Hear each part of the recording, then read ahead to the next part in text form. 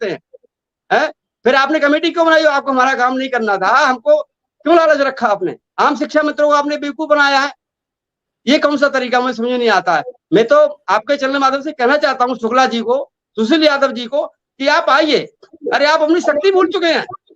जिस तरह से जामवंत ने हनुमान जी से कहा था कि आप अपनी शक्ति याद करिए, तो मैं तो शुक्ला जी से भी कहता हूँ कि आप 1,45,000 शिक्षा मित्रों नेतृत्व कर रहे हैं, ये बहुत बड़ी संख्या होती है। अरे जहां आप खड़े हो जाएंगे, धार देंगे, सरकार हिल जाएगी। क्या बात करते हैं? लेकिन आप नहीं, पता नहीं आपको क्यों डर लगता है। आप तो पता नहीं उस मतलब किसी मंत्री से मिले आए हो, किसी नेता से मिले आए, बस आपका काम हो गया। अरे ऐसे काम तो नहीं चलेगा। आप ही हमें भी बताइए, अगर कुआं है, अगर प्यासा कुआं के उधर उधर घूमता रहेगा और वो अगर कुएं के पास नहीं जाएगा तो उसको पानी मिल जाएगा पीने के लिए? शुक्ला जी बताइए। मैं नेताओं से पूछना चाहता हूँ, ये इधर उधर भटक रहे हैं, इन भटकने से क्या होगा? आप उस मंत्री से जाइए, उस विधायक से जाइए, कोई फायदा नहीं होने वाला आपको। आपको केवल जाना तो केवल मुख्यमंत्री से मिलना है। माननीय मुख्यमंत्री चाहे कोई भी हमें एन किरण पे कारण हमें धरना करना पड़े, घेराव करना पड़े, किसी भी तरह से, अनुनय विनय जैसे भी, आप माननीय मुख्यमंत्री से मिलिए। आपको पूरी साल हो गई, आप मुख्यमंत्री से मिल पाए, क्या रीजन है? आपके पास इतनी पावर नहीं है, ऐसी आपके पास नेता ही नहीं है जो आप उनके द्वारा पहुंच सके। चाहे एमएलसी द्रुपद त्रिपाठी से आपकी वार्ता है, सब कुछ आप मिलते जुलते हैं सभी से, लेकिन मतलब कोई नहीं है कि आप उनसे उनके द्वारा मिल जाए। तो मेरा आपसे इसी चैनल के माध्यम से ये अनुरोध है, ये निवेदन है कि माननीय शुक्ला जी आप अपनी शक्ति को याद करिए। आपके पास 1.5 लाख शिक्षा मित्रों की शक्ति है, समझे? और कुशवाहा जी आप तो शांत बैठे हैं। मिश्रा शुक्ल प्राथमिक शिक्षा मित्र तो फिर भी कुछ थोड़ा सा चर्चा में रहता है, लेकिन शुक्ला जी वो क्या नाम है, विश्वनाथ कुशवाहा जी, आप तो बिल्कुल शांत बने बैठे हैं। बस अब आपने 2 दिन पहले आपने कहा था कि मैं 12 तारीख धरना करूंगा। 25 जुलाई को कार्यक्रम हुआ था, आदर्श वाले गए ही नहीं थे उसमें। मैं बदायूं की बात कर रहा हूँ।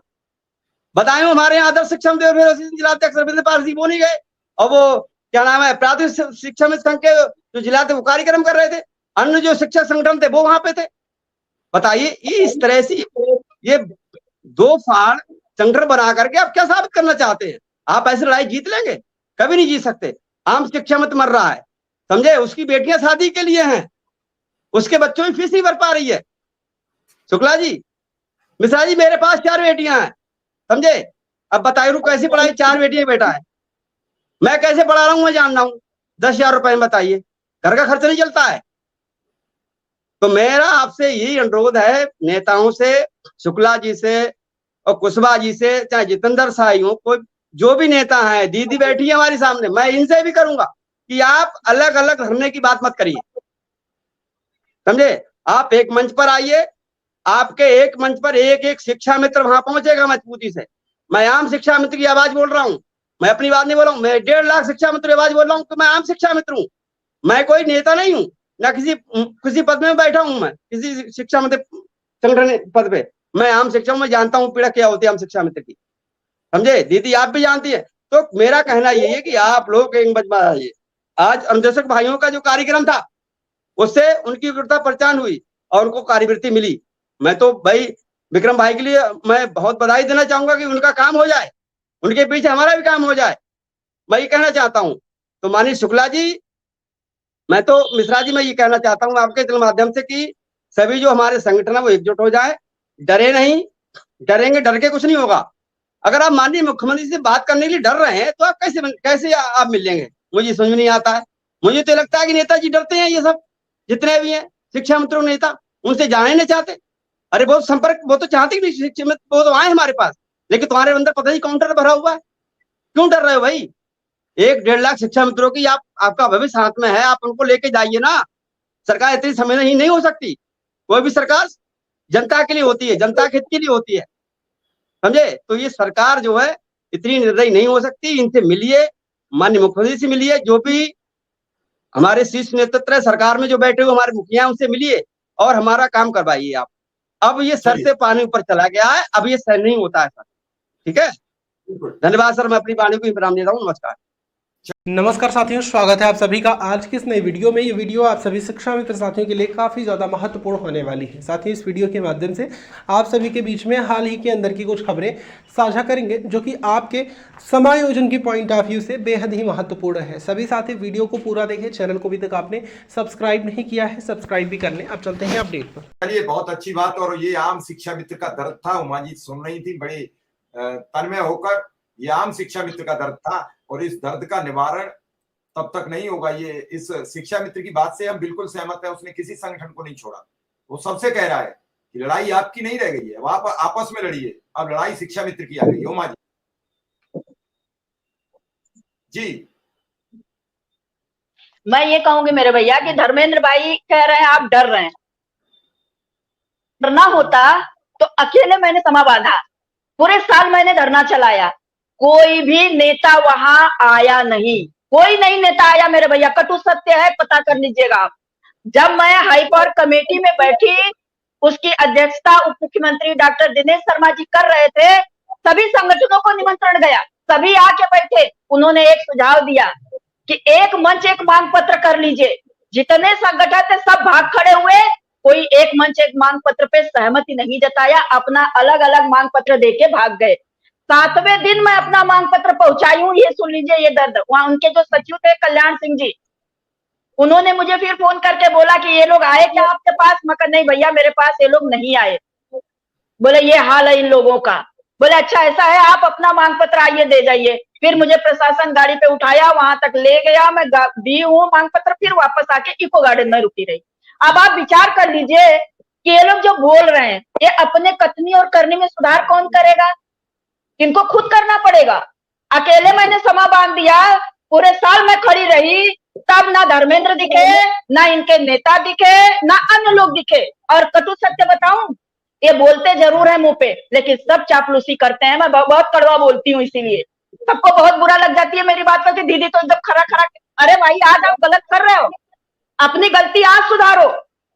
मैं बदायूं गई थी, धर्मेंद्र जी की मानवता थी कि जब मुझे सुनते ये आके खड़े हो गए होते, नहीं आए हैं जी।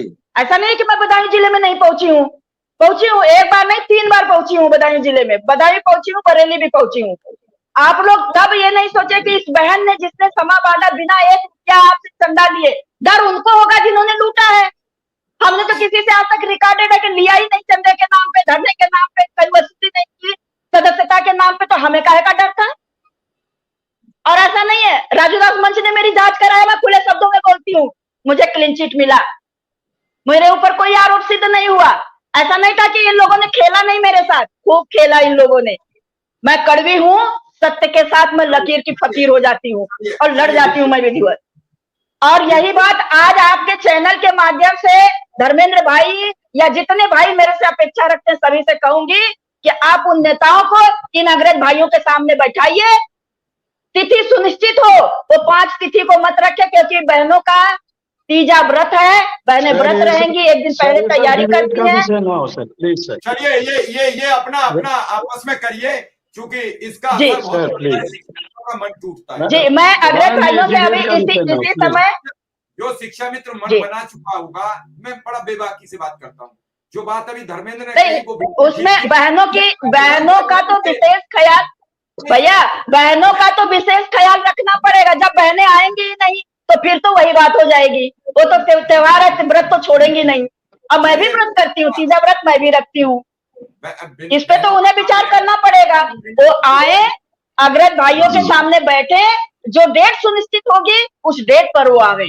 उस डेट पे मैं भी सहमति जताऊंगी, वो भी सहमति जतावे। पहले आवे तो अग्रज भाइयों के सामने, मैं भी पहुंचूंगी। चलिए, ठीक, बिल्कुल ये बात बिल्कुल ठीक है, पहुंचना होगा, क्योंकि ये नैतिक जिम्मेदारी भी है। क्योंकि उन्हें अगर आशीर्वाद लेना है तो मैं तो आशीर्वाद लेने पहुंची थी उनके पास, उन्होंने वचन भी दिया।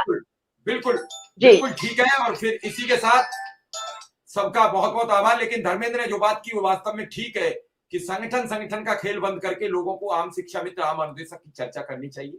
आम अनुदेशक और शिक्षा मित्र ही परेशान है, और अगर उन्हें राहत मिलेगी तो सारे अध्यक्ष जीवित रहोगे। जब ये फसल ही नहीं मिलेगी तो खेल किस पर करोगे? जब फसल ही डूब रही है, मक्का बोई है और मक्का खत्म हो रही है, तो खाओगे भुंटा कहाँ से आएंगे? भुंटा तो तभी आएंगे जब मक्का हरी भरी रहेगी।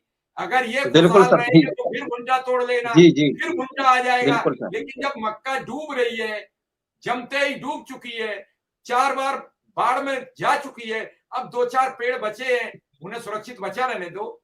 और सब शिक्षा मित्र निर्देशक के नेताओं से मेरा अनुरोध है कि मिलकर एक मंच पर आ जाइए, एक लड़ाई लड़ लीजिए। मैं तो सबको कोशिश करता हूं, सबको ट्राई करता हूं कि एक मंच पर आइए, शायद बहस बातचीत हो तो कोई रास्ता निकले। इसी के साथ आप सबका, उमा जी का, विक्रम सिंह का